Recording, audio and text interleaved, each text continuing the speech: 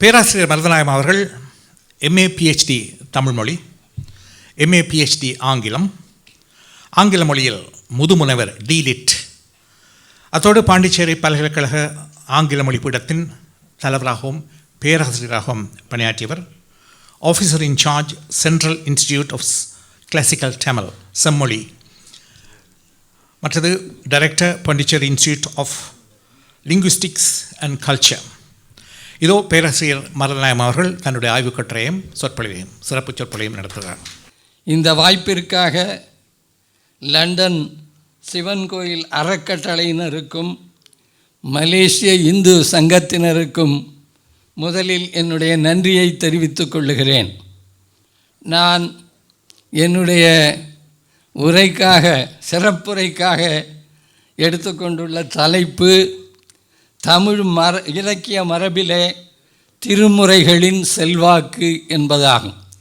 தமிழ் இலக்கிய மரபில் திருமுறைகளின் செல்வாக்கு என்ற தலைப்பில் ஒரு சில கருத்துக்களை சொல்லிவிட்டு பிறகு நான் சமர்ப்பித்த ஆராய்ச்சி கட்டுரையின் சுருக்கத்தை ஆங்கிலத்திலே சொல்ல வேண்டும் என்று பணித்திருக்கின்றார்கள்.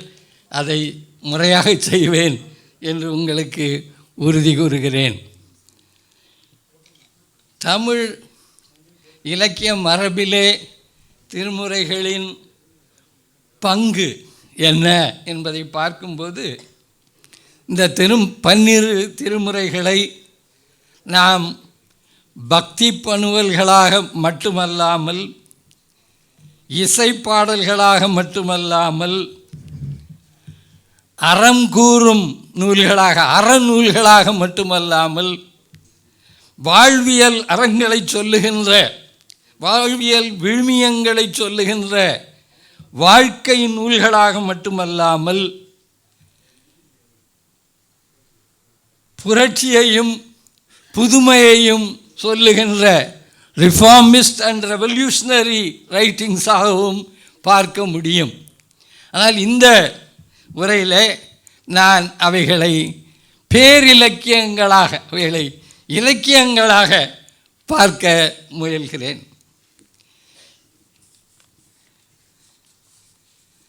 தமிழ் மொழியை பற்றி சொல்லும்போது தனிநாயக அடிகளார் பிற செம்மொழிகளோடு ஒப்பிட்டு, கிரேக்கம், லத்தீன் போன்ற செம்மொழிகளோடு ஒப்பிட்டு அவர் இதை பக்தி மொழி என்று அழைக்கலாம் என்று குறிப்பிட்டார்.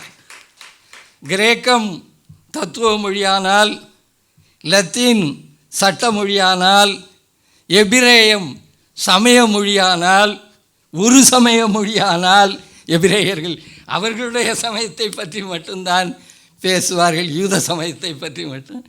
எபிரேயம் சமய மொழியானால், சமஸ்கிருதம் சடங்கு மொழியானால், language of rituals and ceremonies அவர் சொல்லுகிறார். பிரெஞ்சு, இத்தாலியன் போன்ற மொழிகள் காதல் மொழியாகவும் இசை மொழியாகவும் கருதப்படுமானால், தமிழ் பக்தி மொழி என்று பாராட்டிற்கு உரியது என்று அவர் சொல்கிறார். இதற்கு மூல காரணம் திருமுறைகளே என்று சொல்ல வேண்டும். தமிழுக்கு இந்த பக்தி மொழி என்ற பட்டத்தை வாங்கி தருவதற்கு முக்கியமான காரணமாக இருந்தவை திருமுறைகள்தான். அந்த திருமுறைகள் காட்டிய வழியிலே தான் இறை உணர்வை, இறை அன்பை பிற சமயத்தார், பிற மொழியினர், அது பற்றி பின்னால் சொல்லுகின்றேன், பிற சமயத்தாரும் பிற மொழியினரும் இந்த திருமுறைகளின் வழியை பின்பற்றித்தான் இறை உணர்வை, இறை அன்பை வெளிப்படுத்தினார்கள். இது பக்தி உணர்வை கூறுவதற்கு மட்டும் ஊடகமாக அமையாமல், தமிழ் மொழியை பல பாடுபொருள்களுக்கும் ஏற்ற கவிதை மொழியாகவே நாயன்மார்கள் மாற்றி இருக்கிறார்கள் என்று சொல்ல வேண்டும். அது பக்திக்கு மட்டும் ஊடகமாக அமையாமல், it has become a very pliable medium. அதை இளகல் தன்மை கொண்ட ஒரு கவிதை ஊடகமாக மாற்றிய பெருமை திருமுறைகளுக்கு உண்டு.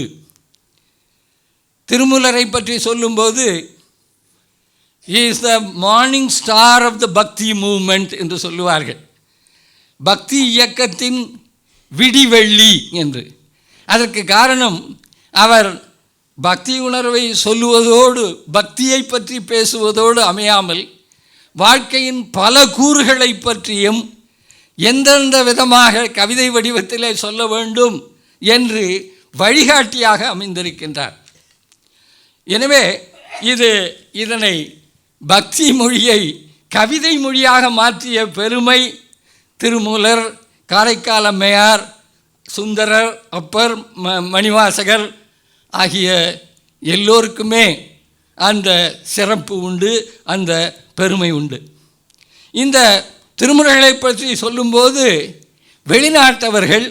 வெளிநாட்டிலிருந்து தமிழகத்துக்கு வந்தவர்கள் முதலிலே அற இலக்கியங்களாலே கவரப்பட்டார்கள். திருக்குறள், நாலடியார் போன்ற அற இலக்கியங்கள். பிறகு அவர்கள் சீவக சிந்தாமணியை பெரிதாக கருதி பேசினார்கள். அதற்கு பிறகுதான் அவர்களுக்கு தேவாரம், திருவாசகம், பெரிய புராணம் ஆகியவற்றின் பெருமை தெரிய தொடங்கியது. திறமான புலமை எனில் வெளிநாட்டார் அதை வணக்கம் செய்தல் வேண்டும் என்று பாரதி சொல்கிறார். இந்த இலக்கியங்களை அவர்கள் எவ்வாறு பார்த்தார்கள்? போப்படிகளாரை பற்றி ஏற்கனவே குறிப்பிட்டார்கள். அவர் ஆக்ஸ்போர்ட் பல்கலைக்கழகத்திலே பேராசிரியராக இருந்தவர். அவரை திருவாசகம் மிகவும் கவர்ந்தது. திருவாசகத்தை ஆங்கிலத்திலே மொழிபெயர்த்தார். வயதான நிலையிலே அவர் அந்த பணியை செய்தார். 80 வயதிற்கு மேல் இருக்கும்போது அவர் சொன்னார், திருவாசகத்தின் பெருமையை ஆக்ஸ்போர்ட் பல்கலைக்கழகத்து துணைவேந்தரிடம் அதை பற்றி குறிப்பிட்டு கொண்டிருந்தார். இந்த மாதிரி ஒரு பக்தி இலக்கியம் தமிழில் இருக்கிறது என்று அந்த துணைவேந்தர் சொன்னாராம், நீ ஏன் அதை ஆங்கிலத்திலே மொழிபெயர்க்கக்கூடாது என்று. இவர் சொல்லியிருக்கார், எனக்கு 80 வயது ஆகிவிட்டது, இனிமேல் அதை மொழிபெயர்க்க தொடங்கினால் முடிக்க முடியாதே என்று சொல்லியிருக்கிறார். அந்த துணைவேந்தர் சொல்லியிருக்கார், நூல் அத்தகையதானால் நீ முடிக்கும் வரை உயிரோடு இருப்பாய் என்று சொல்லியிருக்கிறார். அதே மாதிரி அவர் உயிரோடு இருந்து அந்த நூலை முடித்து கொடுத்திருக்கிறார். ஆனந்த குமாரசாமி தமது டான்ஸ் ஆஃப் சிவா என்ற நூலிலே திருமந்திரத்தின் பெருமையை பேசுகிறார். திருமூலனின் திருமந்திரத்தின் பெருமையையும் மாணிக்க வாசகரின் திருவாசகத்தின் பெருமையையும் சுட்டி காட்டுகிறார். FW எல்லிஸ் என்பவர், அவர் தமிழகத்திலே ICS ஆஃபீஸராக வந்தவர். ஆங்கிலேயர்கள் ஆண்டு கொண்டிருந்த காலத்திலே 19ஆம் நூற்றாண்டிலே அவர் இந்த திருக்குறளின் முதல் 13 அதிகாரங்களை ஆங்கிலத்திலே மொழிபெயர்த்திருக்கிறார். அந்த மொழிபெயர்ப்பு செய்யும்போது அவர் parallel passages என்று சொல்லி ஒரு திருக்குறளுக்கு மொழிபெயர்ப்பை தர வேண்டியது, விளக்கம் தர வேண்டியது, அதை ஒத்த பகுதிகள் தமிழ் இலக்கியங்களில் எங்கெங்கே இருக்கின்றன என்று அவற்றையெல்லாம் சேர்த்து தொகுத்து கொடுத்து அவற்றிற்கெல்லாம் ஆங்கில மொழிபெயர்ப்பை செய்து தந்திருக்கிறார். அந்த மாதிரி செய்யும்போது அவர் புறநானூற்றிலிருந்து 2 பாடல்கள், கம்பராமாயணத்திலிருந்து பாடல்கள், தேம்பாவணியிலிருந்து பாடல்கள், திருவாசகத்திலிருந்து பாடல்கள், திருமூலருடைய திருமந்திரத்திலிருந்து பாடல்களை எடுத்து தருகிறார். அவர் அந்த நூல்களில் பல அப்பொழுது அச்சாகவில்லை, ஓலைச்சுவடியிலேயே அவர் படித்திருக்கிறார். ஓலைச்சுவடிகளை முதலில் தமிழகமெங்கும் தேடி கண்டுபிடித்து கொண்டு சேர்த்தவர் FW எல்லிஸ். திருவள்ளுவர் மேல் இருந்த பற்றின் காரணமாக அவர் வள்ளுவ காசு என்று வெளியிட்டார். He was in charge of the Tamil Nadu treasury. வள்ளுவ காசு என்று பொற்காசினை வெளியிட்டார். ராமநாதபுரத்திலே கலெக்டராக இருக்கும்போது ஒரு கிணறு வெட்டி அதற்கு வள்ளுவ கிணறு என்று பெயர் வைத்திருக்கிறார். அவருக்கு தமிழ் பக்தி இலக்கியங்கள், அவர் நாத்திகர், ஆனால் தமிழ் பக்தி இலக்கியங்களிலே ஈடுபாடு கொண்டு பக்தி இலக்கியங்களில் பல பகுதிகளை மொழிபெயர்த்து தருகிறார்.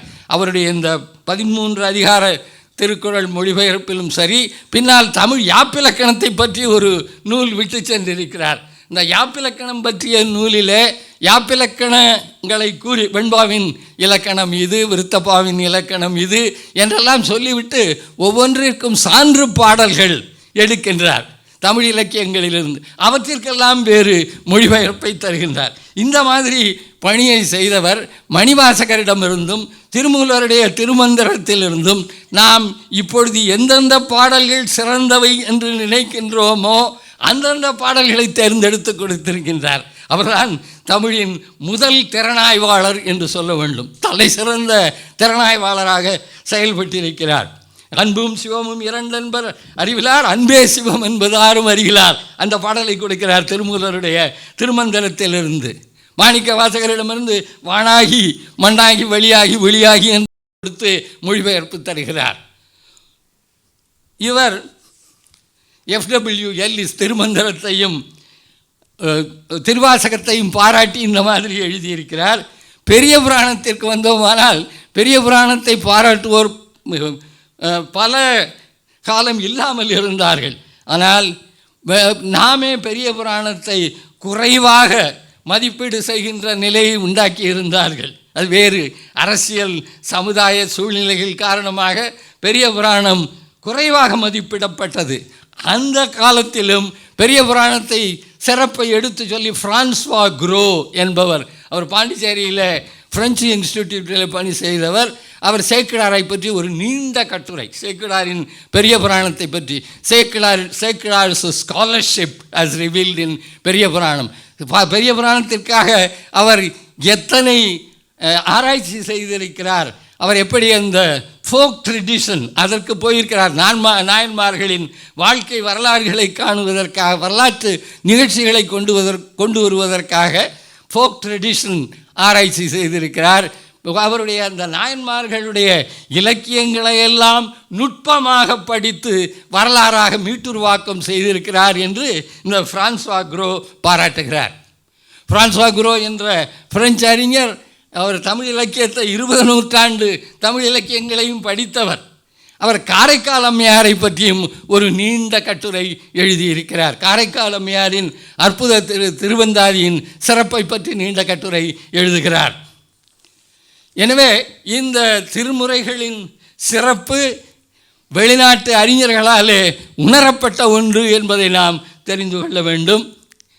அடுத்து இந்த திருமுறைகள் எவ்வாறு தமிழ் இலக்கிய மரபை மேலெடுத்து சென்றன என்பதற்கு சில சான்றுகள் சொல்லலாம் என்று நினைக்கின்றேன். நமது சங்க புற இலக்கியங்களிலே பாடாண் திணை என்ற திணை ஒன்று உண்டு. அந்த பாடாண் திணை பாடல்களிலே அரசர்களுடைய பெருமைகளை பாடுவார்கள். ஔவையாருடைய பாடலிலே அதியமானை பற்றி நீலமணிமிடற்று ஒருவன் போலே மன்னுக பெருமணி என்று பாடுகிறார். சிவபெருமானை குறித்து நீலமணிமிடற்று ஒருவன் போலே என்று சொல்கிறார். அருமையான உவமை. இந்த பாடாண் திணை, இத்தகைய பாடல்களெல்லாம் பாடாண் திணையை சேர்ந்தவை. பக்தி இலக்கிய காலத்திலே இவர்கள் திருமுறைகளை எழுதியவர்கள் நாயன்மார்கள் இந்த பாடாண் திணையை எதற்கு பயன்படுத்தி, மன்னனுடைய இடத்தில் இறைவனை வைத்து, சிவபெருமானை வைத்து பாடத் தொடங்கினார்கள். பாடாந்தினையின் கூறுகளை எல்லாம் A.K. ராமானுஜன் இதை பற்றி ஒரு கட்டுரை, நீண்ட கட்டுரை எழுதியிருக்கிறார். ஃப்ரம் கிளாசிக்கல் போய்ட்ரி டு பக்தி போய்ட்ரி என்ற தலைப்பில் எப்படி இந்த பாடாந்தினை, மன்னனை போற்றி எழுதப்பட்ட பாடாந்தினை கூறுகள் இறைவனை பற்றி எழுதுவதற்கு நாயன்மார்களுக்கு பயன்பட்டது என்பதை பல சான்றுகளோடு சுட்டி காட்டுகிறார். அகத்திணை என்று எடுத்துக்கொண்டோமா, கைக்கிளைத்திணை, கைக்கிளைத்திணை பாடல்கள் சங்க இலக்கியங்களிலே அதிகமாக காணப்படவில்லை. ஆனால் இவர்கள் அந்த கைக்கிளையில் ஒருதலை காமம் பற்றிய கைக்கிளைத்திணையிலே கைக்கிளைத்திணை கூறுகளை கையாண்டு பக்தி பாடல்களிலே பக்தன் இறைவன்பால் கொண்டுள்ள அன்பை பற்றி பேசுவதற்கு பயன்படுத்தி கொண்டார்கள். நாயகி மரபு பாடல்களிலே எவ்வளவு மாணிக்க வாசகர், திருக்கோவையார், சம்பந்தருடைய பாடல்கள், அப்பருடைய பாடல்கள், மணிவாசகருடைய பாடல்கள் எல்லாவற்றிலுமே இந்த மரபு, இந்த கைக்கிளை மரபு, ஒருதலை காமம் பற்றி அவர்கள் பேசிய கைக்கிளை மரபு இறைவன்பால் அடியவன் கொள்ளுகின்ற அன்பிற்கு துணை செய்வதாக, அன்பை பற்றி பேசுவதற்கு துணை செய்வதாக அமைந்தது. அதை மாற்றி அமைத்து கொண்டார்கள். அவ்வாறு அவர்கள் அந்த சங்க இலக்கிய மரபுகளிலே மாற்றம் செய்து, சங்க இலக்கிய மரபுகளை முற்றுமாக புறக்கணிக்காமல் மாற்றம் செய்து பக்தி இலக்கியத்திற்கு அவர்கள் பயன்படுத்தி கொண்டார்கள். இதில் இதோடு அவர்கள் நிற்கவில்லை. இந்த பக்தி இலக்கியங்களிலே சில மோட்டிவ்ஸ் அண்ட் தீம்ஸ் புகுத்தினார்கள். சில கருக்களையும் புதுமையான கருக்களையும் புதுமையான சூழல்களையும் புகுத்தி இந்த பக்தி பாடல்களை அமைத்தார்கள். இந்த கருக்களும் சூழல்களும் உவமைகளும் உருவகங்களும் படிவங்களும் பின்னால் வந்த புலவர்களாலே எடுத்துக்கொள்ளப்பட்டன. அவர்களுக்கெல்லாம் அவை வழிகாட்டியாக அமைந்தன.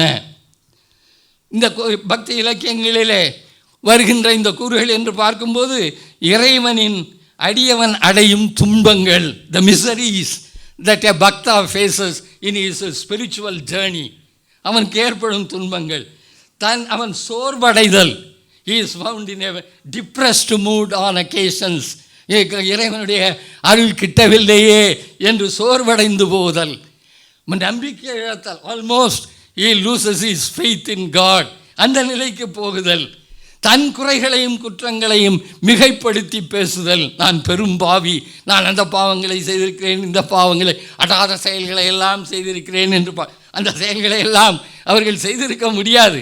இருந்தாலும் அதை ஒரு உத்தியாக கையாளுகிறார்கள், ஒரு மோட்டிஃபாக கையாளுகிறார்கள்.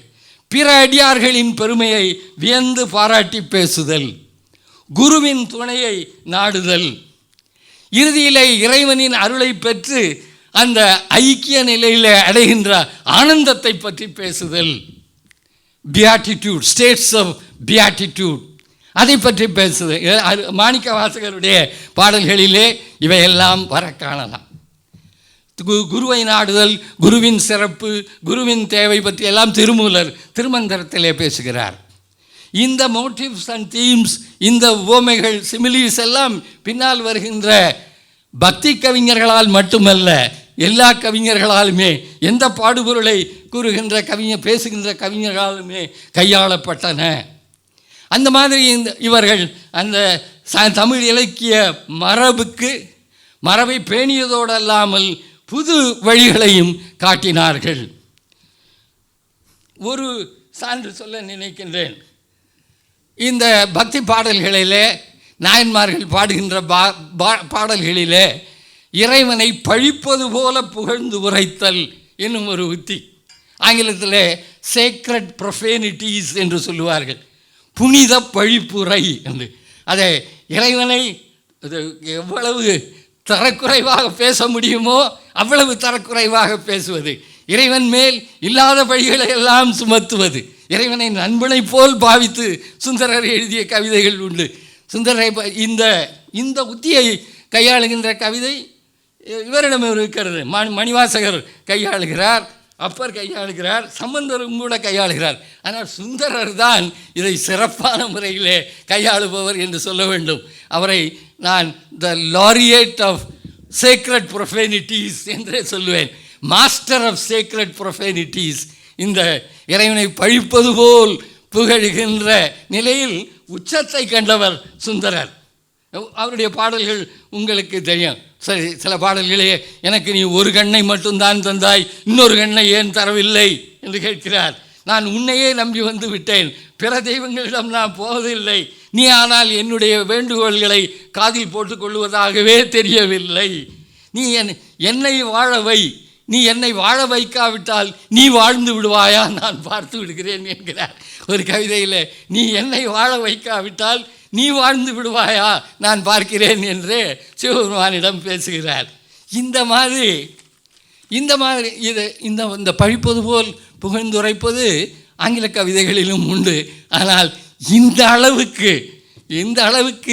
ஒரு இஃபெக்ட், அந்த தாக்கத்தை உண்டாக்கக்கூடிய கவிதைகள் இந்த துறையிலே இல்லை, வேறு எங்கும் இல்லை, எந்த மொழியிலும் இல்லை என்று தான் சொல்ல வேண்டும். அடுத்து அவர்கள் இன்னும் இந்த திருமுறைகளிலே செய்த புதுமைகள் சங்க காலத்தில் பரிபாடல், கலிப்பா என்பவை தான் இசைப்பாடல்களாக இருந்தன.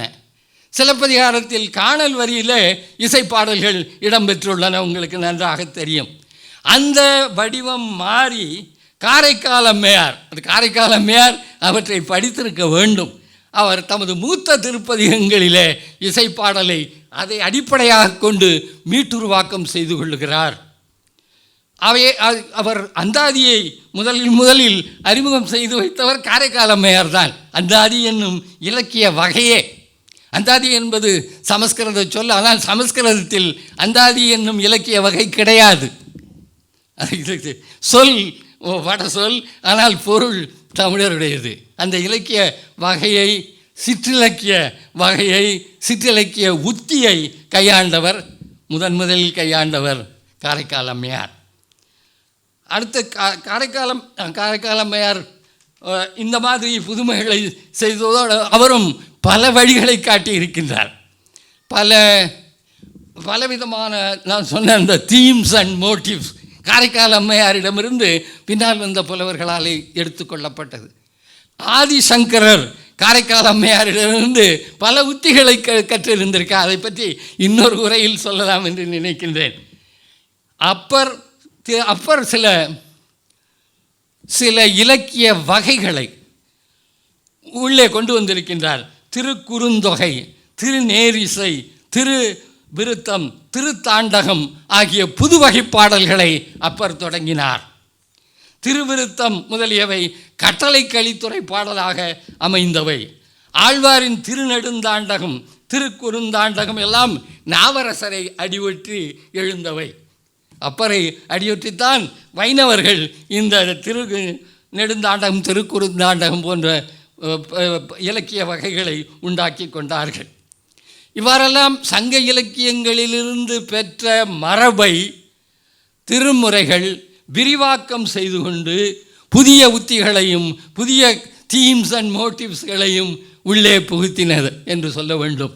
அவை பின்னால் வந்த புலவர்களாலே எடுத்துக்கொள்ளப்பட்டன. தமிழ் இலக்கிய வளர்ச்சிக்கு அவர்களுடைய பங்களிப்பு வெகு சிறப்பானது என்று சொல்ல வேண்டும். அந்த இலக்கியங்கள் அவர்கள் எழுதிய இலக்கியங்களில் மட்டுமல்லாமல் பின்னால் வந்த இலக்கியங்களுக்கும் அவர்கள் முன்னோடிகளாக, வழிகாட்டிகளாக இருந்திருக்கின்றார்கள்.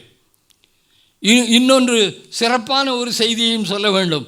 தமிழருடைய இறை வாழ்த்திலே, இறைவனை பரவலிலே, இறைவனை போற்றி பேசுவதிலே ஒரு தனித்தன்மையை காணலாம். தொல்காப்பியம் இந்த இறைவனை பரவுவது பற்றிய ஒரு மரபை சொல்லுகிறது, விதி. அது தொல்காப்பியர் காலத்திற்கு முன்னமேயே கடைப்பிடிக்கப்பட்டிருக்க வேண்டும். அவர் சொல்கிறார், தன்மை பரவல், முன்னிலை பரவல், படர்க்கை பரவல் என்று 3 வகைகளிலே 3 முறைகளிலே இறைவனை போற்றலாம் என்று சொல்லிவிட்டு விளக்கங்கள் அவர் எப்போதும் தொல்காப்பியர் சுருக்கமாக கொடுத்து விடுவார். பல சமயங்களிலே நாம் தவறாக புரிந்து கொள்வதும் உண்டு, புரிந்து கொள்ள முடியாமலேயே போய்விடுவதும் உண்டு. என்ன விதி சொல்லி இருக்கிறார் என்று, என்ன மரபை பற்றி பேசியிருக்கிறார் என்று.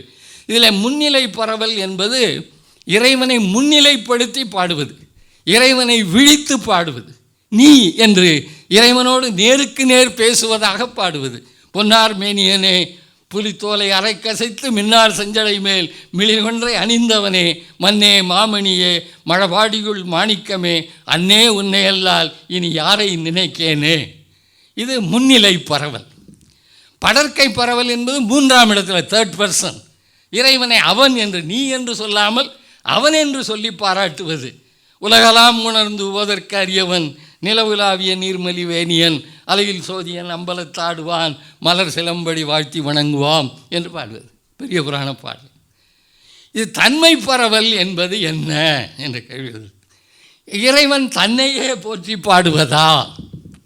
தன்னையே போற்றிக் கொள்வதா? நான் தான் தெய்வம், பிற தெய்வங்களிடம் செல்லாதீர்கள், பிற தெய்வங்களெல்லாம் பொய்த்தேவுகள், தெய்வங்கள், என்னை நம்பி வந்தால் உங்களுக்கு மோட்சம் அளிப்பேன், பிற தெய்வங்களிடம் போனால் உங்களுக்கு நரகம்தான் மிஞ்சும் என்று சொல்லுவதாக உங்களுக்கு நன்றாக தெரியும்.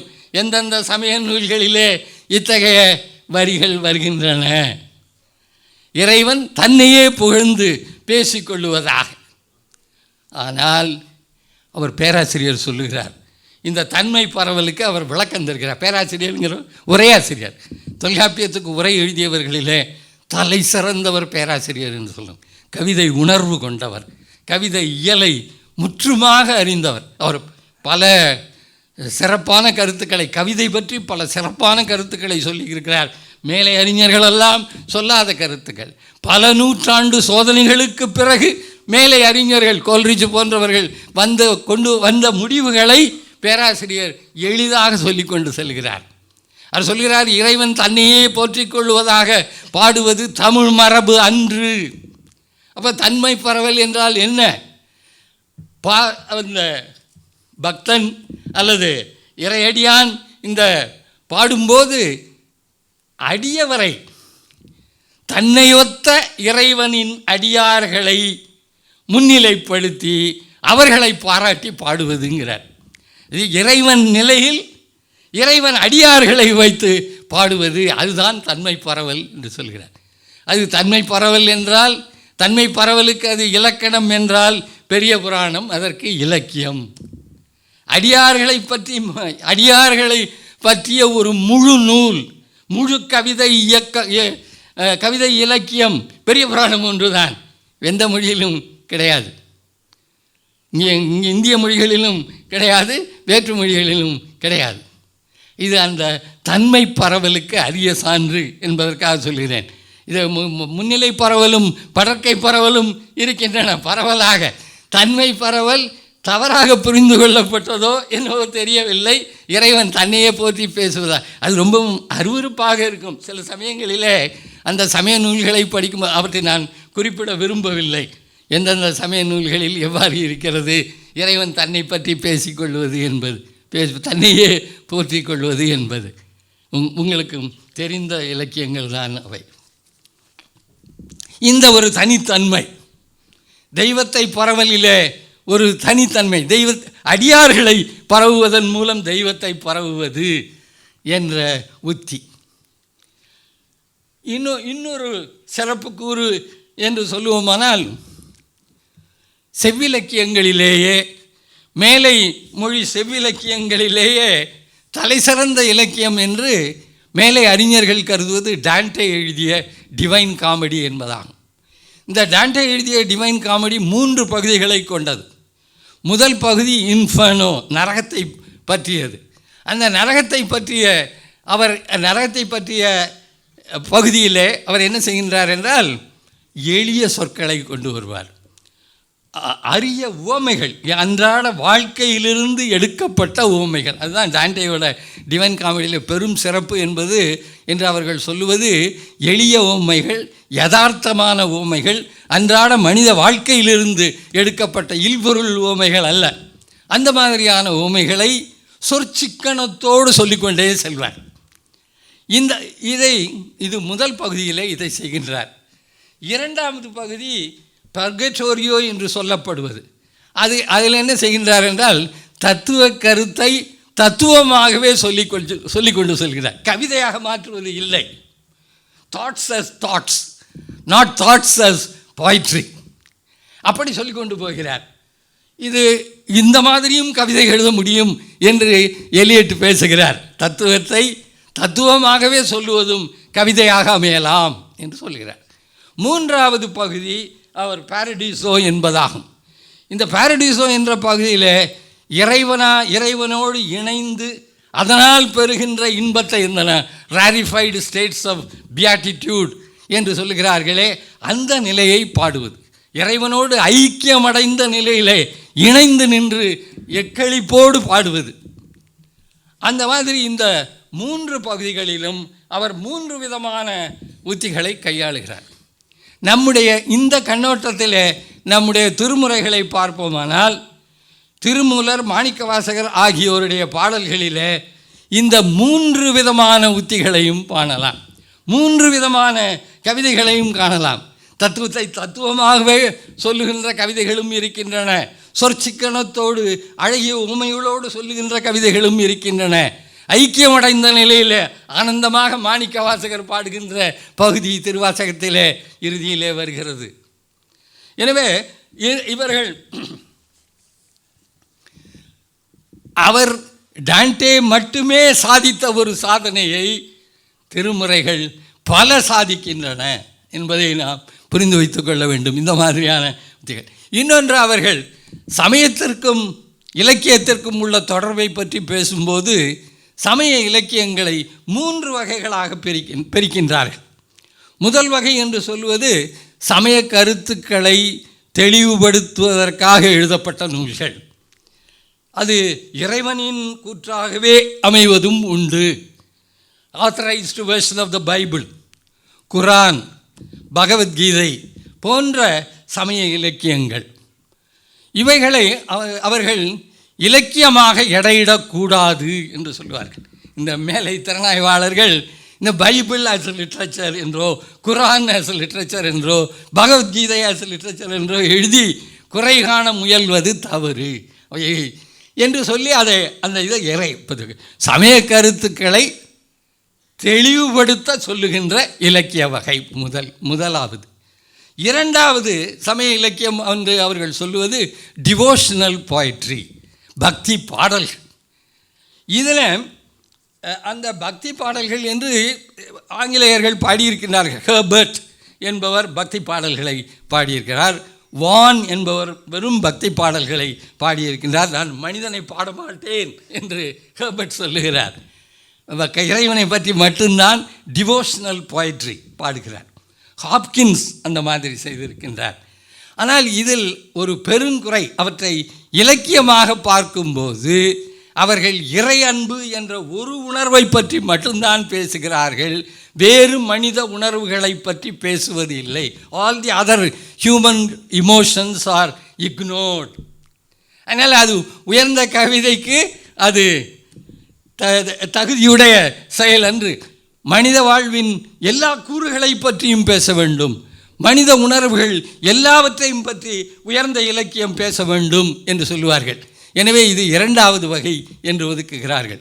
மூன்றாவது வகையான ரிலிஜியஸ் லிட்ரேச்சர் அல்லது சமய இலக்கியம் என்பது ஒரு சமயத்தை பரப்புதலை நோக்கமாக கொண்டது, சமய பரப்பலை தலைநோக்காக கொண்டது, ப்ராபகேண்டிஸ்ட் லிட்ரேச்சர் என்று சொல்லும்போது அவர்கள் சாதாரண நூல்களை கூட சொல்லுகிறார்கள். செஸ்டர்டன் ஃபாதர் ப்ரவுன் ஸ்டோரிஸ் என்று எழுதியிருக்கிறார், டிடெக்டிவ் ஸ்டோரிஸ். செஸ்டர்டன் எழுதியவை. செஸ்டர்டன் கத்தோலிக்க சமய பிரச்சாரத்தை மறைமுகமாக செய்கின்றார், சில இடங்களில் நேரடியாகவும் செய்கின்றார். இந்த கதைகளை படித்தவர்களுக்கு தெரியும். இது மூன்றாவது வகையான சமய இலக்கியம் என்று சொல்லி இதில் ஒரு பெரிய ஆபத்து இருக்கிறது என்று கூறுவார் இந்த மேலை திறனாய்வாளர். என்னவென்றால் இது முறையாக செய்யப்படவில்லை ஆனால் தவறான தாக்கம் ஏற்படும், அந்த சமயத்திற்கு எதிரான எதிர்வினை நிகழும் என்ற அபாயம் இருக்கிறது. எனவே சமய பரப்புதலை தலைநோக்காக வெளிப்படை நோக்கமாக கொண்டு செயல்படுவதிலே கவிஞர்கள் எச்சரிக்கையாக செயல்பட வேண்டும் என்று சொல்வார். இப்போ இந்த மூன்று வகையான சமய இலக்கியங்களை பற்றி அவர் சொல்லுவதை வைத்துக்கொண்டு நாம் திருமுறைகளை பார்க்கின்றோம் என்று வைத்துக்கொள்ளுங்கள். இந்த திருமுறைகளை எந்த ஒரு வகையிலும் முழுமையாக இணைக்க முடியாது. இவை சமயத்தை பற்றி பேசுகின்றன, சமய கருத்துக்களை தெளிவாக சொல்லுகின்றன. இவற்றிலே பக்தி பாடல்கள், டிவோஷனல் போய்ட்ரி இருக்கின்றது. டிவோஷனல் போய்ட்ரி இருந்தாலும் இறை அன்பு என்ற ஒரு தலைப்பில் மட்டும், ஒரு பாடுபொருளில் மட்டும் அவர்கள் பேசவில்லை. வாழ்க்கையின் எல்லா கூறுகளையும் எடுத்துக்கொள்ளுகிறார்கள். எல்லா உணர்வுகளை பற்றியும் சம்பந்தர் பேசுகிறார், அப்பர் பேசுகிறார், மாணிக்கவாசகர் பேசுகிறார். வெறும் டிவோஷனல் போய்ட்ரி என்று இரண்டாவது வகையிலே தள்ளிவிட முடியாது. சமய கருத்துக்களை சொல்லுவதாலே முதல் வகையில் authorized version of the Bible அல்லது குரான் அல்லது பகவத்கீதையோடு சேர்த்து விட முடியாது. மூன்றாவது இவைகள் சமயத்தை பரப்புதலையும் நோக்கமாக கொண்டவை. ஆனால் சமய கூறுகளையும் இலக்கிய கூறுகளையும் கவிதை கூறுகளையும் வெவ்வேறாக பிரித்து பார்க்க முடியாத திருமுறைகள் சிறப்பானவை என்று சொல்லும்போது மாணிக்க வாசகருடைய பாடல்கள், திருவாசகத்தை சொல்ல வேண்டும், அப்பர், சுந்தரர், சம்பந்தர் பாடல்களையும் சேர்த்து கொள்ள வேண்டும். எனவே இவை சமயத்தின் பெருமையை பேசுபவை, சைவ சமயத்தின் பெருமையை பேசுபவை, இலக்கியத்திலிருந்து வெகு தூரம் சென்றவை அல்ல. இலக்கிய கூறுகளும் சமய கூறுகளும் இசை கூறுகளும் இணைந்து செயல்படுகின்றன. கிரேட் போய்ட்ரி என்பது என்ன என்று ஒரு திறனாய்வாளர் சொல்கிறார், மேலை திறனாய்வாளர். கிரேட் போய்ட்ரி, குட் போய்ட்ரி இல்லை, கிரேட் போய்ட்ரி, உயர் கவிதை. உயர் கவிதையில் என்ன நிகழ்கிறது என்று சொல்லும்போது அவர் சொல்கிறார், உயர் கவிதைக்கு சமயக்கூறு தேவைங்கிறார். சமயம், இசை, கவிதை, ரிலிஜன், poetry அண்ட் மியூசிக், இது மூன்றும் இணைவதுதான் உயர்ந்த கவிதை. இதற்கு தக்க சான்று மேலை மொழிகளிலே இல்லை. இந்த மூன்றும் இணைந்து மூன்றரை கலந்து அல்லது இரண்டரை கலந்து செயல்படுகின்ற நிலைமை நமது திருமுறைகளில் தான் காண முடியும். ஆழ்வார் பாடல்களிலே பின்னால் ஆழ்வார்கள் நாயன்மார்களை பின்பற்றி எழுதிய பாடல்களிலே அதை காண முடியும். இது பிற மொழிகளிலோ பிற சமயங்களிலோ இந்த மாதிரியான இரண்டரை கலந்த இணைப்பு கிடையாது. இன்னொரு சிறப்பு, இந்த இலக்கியங்களை, இந்த திருமுறைகளை பார்க்கும்போது they are elitist as well as popular. அவை அறிஞர்களையும் ஈர்க்கத்தக்கவை பல பாடல்கள், அதே சமயத்தில் கல்வி அறிவு அதிகமில்லாத பாமர மக்களையும் ஈர்க்கக்கூடியவை. Popular as well as elitist. இதை அரவிந்தர் குறிப்பிடுகிறார். நாயன்மார்கள் பாடல்களை பற்றி சொல்லும்போது அரவிந்தர் உங்களுக்கு தெரியும், அவர் கவிதை இயலிலே கரை கண்டவர், பல செம்மொழிகளை கற்றவர். கவிதை இயலை பற்றி ஃபியூச்சர் போய்ட்ரி என்றெல்லாம் பேசுகின்றார். கவிதையின் கூறுகளை பற்றி ஆழமாக ஆராய்ந்தவர். அவர் சொல்கிறார், the inspired lyrics of the southern saints were known to all classes, all divisions of society, and their thought and their emotion entered deeply into the life of the people என்று சொல்கிறார்.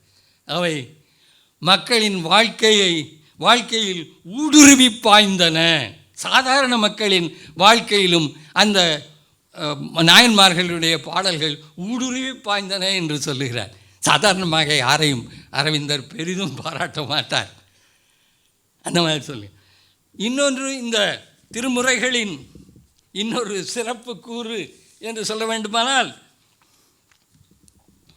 இறைவனுக்கும், இதையும் அரவிந்தர் சுட்டி காட்டியிருக்கிறார், இறைவனுக்கும் மனிதனுக்கும் உள்ள இடைவெளியை முற்றுமாக அழித்த பாடல்கள்.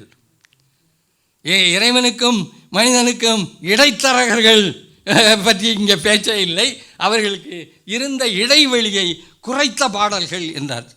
அது தெரியும் உங்களுக்கு, எப்படி இறைவனை தந்தையாக, தாயாக, காதலனாக, காதலியாக, எஜமானனாக, ஏவலாளனாக, நண்பனாக, குருவாக பல பாடல்களிலே நாம் பார்க்கின்றோம்.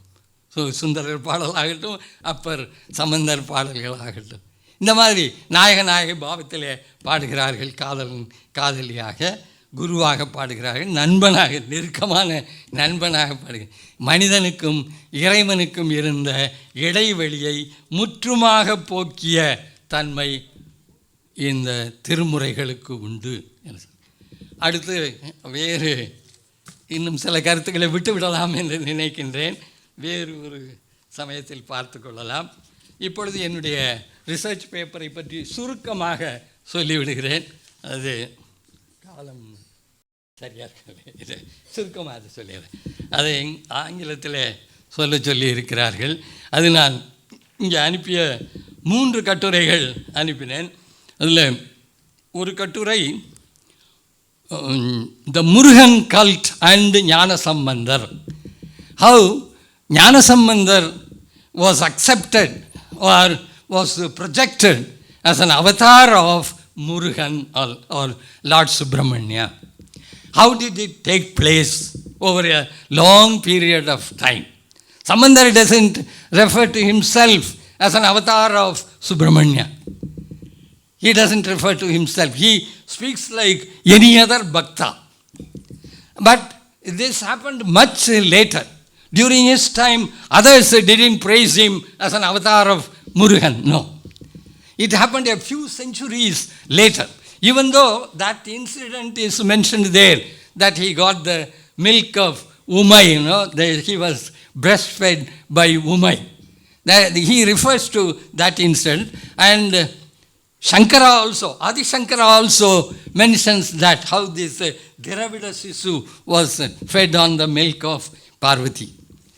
But then, apart from that, there is no reference to Sambandar as an avatar of Lord Murugan anywhere. It happened much later. I have examined that in one paper. I'll leave it there. In a second paper, I have spoken on this subject, that is philosophy as poetry, Vedantic thought in Tiruvasagam. How in Tiruvasagam philosophy becomes poetry. It doesn't remain simply as philosophy. He knows the strategy. And when does philosophy become successful poetry? That has been philosophy as philosophy may also be accepted as poetry. That is what Eliot says. But then some other critic has said this, that is better. That's a better understanding of philosophical poetry. He says, philosophy coming as felt thought in the proper emotional context is superior poetry.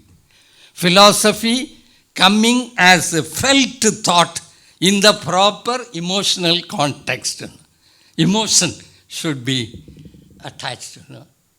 Emotional touch should be there. Not ideas as ideas, but as ideas, ideas as felt ideas in the proper context. Then it becomes great poetry. That's what they say. And that is what has happened in Manikavasakar's Tiruvasagam.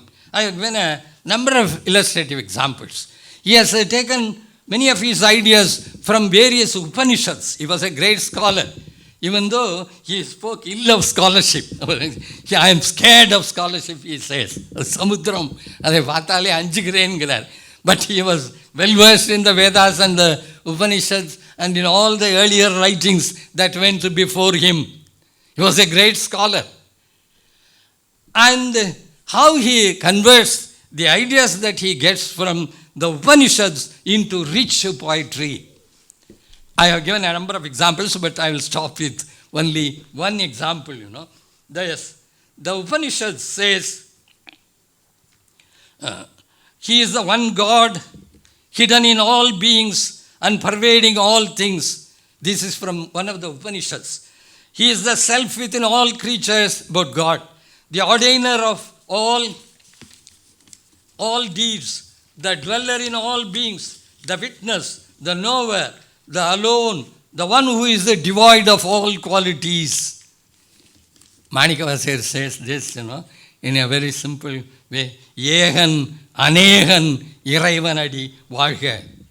Then this light, he is portrayed as light and kanbariya peroliye, totra chudaroliyai, sollada nunnunarve. And say, the Upanishad says, you are woman, man, youth, lady also. You tremble as an old man holding a staff. You shine as the cosmic form. Manikavasar says, pen, an, aliyanum petriyan kan. Ali, he adds. An ena thondri, aliyana peyarndu, vainudal pennai volitum. It goes on like that. I'm sorry, I won't be able to mention the other examples. All of them are there in the essay. Thank you.